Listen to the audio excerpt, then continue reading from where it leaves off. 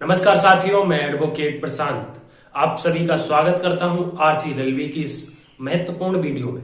दोस्तों, अधिकतर यह प्रश्न पूछा जाता है कि किसी व्यक्ति को कोई नोटिस सम्मन कोर्ट द्वारा उस व्यक्ति के पते पर भेजा गया है और जब नोटिस या सम्मन उस व्यक्ति के पास आए और वह व्यक्ति उसे लेने से मना कर दे तो उस केस में या उस व्यक्ति की गैर मौजूदगी में किसी मामले पर क्या फर्क पड़ सकता है या इसके क्या परिणाम हो सकते हैं। देखिए, कोर्ट के अंदर दो प्रकार के मामले होते हैं, पहला सिविल और दूसरा क्रिमिनल।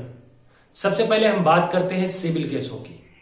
यदि किसी व्यक्ति ने कोई भी केस फाइल किया है तो उस केस को फाइल करने के बाद जब कोर्ट उस केस को एडमिट कर लेगी तो कोर्ट अपने प्रोसेस सर्वर के जरिए एक नोटिस जारी करती है जिसमें यह पूरी डिटेल दी गई होती है कि आपके खिलाफ केस दायर हुआ है और इस केस में यह तारीख फला फला तारीख लगी हुई है और आपको इस तारीख पर न्यायालय के समक्ष पेश होना है, यानी कि न्यायालय में उपस्थित होना है।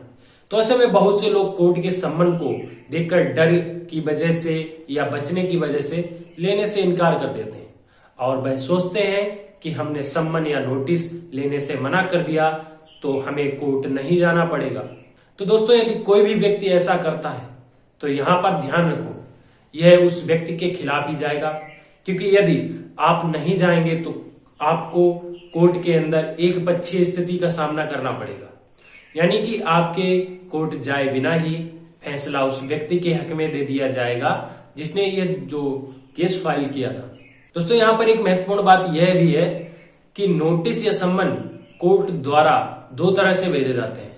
पहला तो जो कोर्ट का कर्मचारी है वह लेकर जाएगा, वही दूसरा कोर्ट आपके पास सम्मन या नोटिस डाकिये के द्वारा यानी रजिस्ट्री करके भी भेज सकता है। और अब बात करते हैं कि क्रिमिनल केसों की। यदि आपके पास सम्मन आता है 138 केस का, यानी चेक बाउंस से संबंधित, तो उसमें जो भी व्यक्ति जिसे आपने चेक दिया था तो वह आपके खिलाफ केस फाइल करेगा। कोर्ट में केस एडमिट होने के बाद कोर्ट आपको एक नोटिस भेजती है।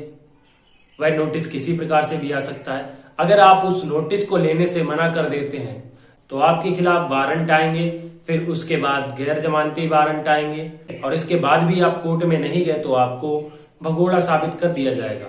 और इस स्थिति में जहां भी आप पुलिस को मिलेंगे, पुलिस आपको गिरफ्तार करने का अधिकार रखती है।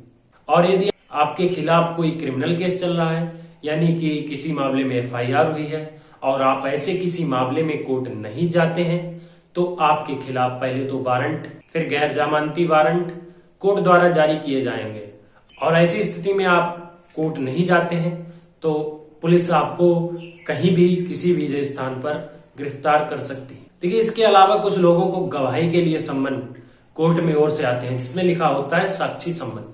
अगर आप गवाही देने के लिए कोर्ट नहीं जाते हैं, आपको सम्मन प्राप्त हो गया है, तो आपके खिलाफ भी जमानती और गैर जमानती वारंट जारी किए जा सकते हैं। हालांकि ये अलग अलग मामलों में तय होता है। तो दोस्तों, कभी भी आपके घर नोटिस या सम्मन आता है तो आपको सबसे पहले उस नोटिस को समझना होगा कि वह किस विषय में है या किसके द्वारा भेजा गया है। और यह बात हमेशा ध्यान रखें, यदि आप किसी भी लेटर यानी सम्मन नोटिस को वापस करते हैं तो वह कहीं ना कहीं आपके खिलाफ ही जाएगा। इसलिए नोटिस यदि आपके नाम से है और सही है तो उसे रिसीव कर ले और एक अच्छे अधिवक्ता की राय लेकर अग्रिम कार्रवाई पर विचार करें। तो आज की वीडियो आपको पसंद आई हो तो वीडियो को लाइक और चैनल को सब्सक्राइब भी कीजिए। यदि आपके मन में कोई प्रश्न हो तो प्लीज कमेंट कीजिए।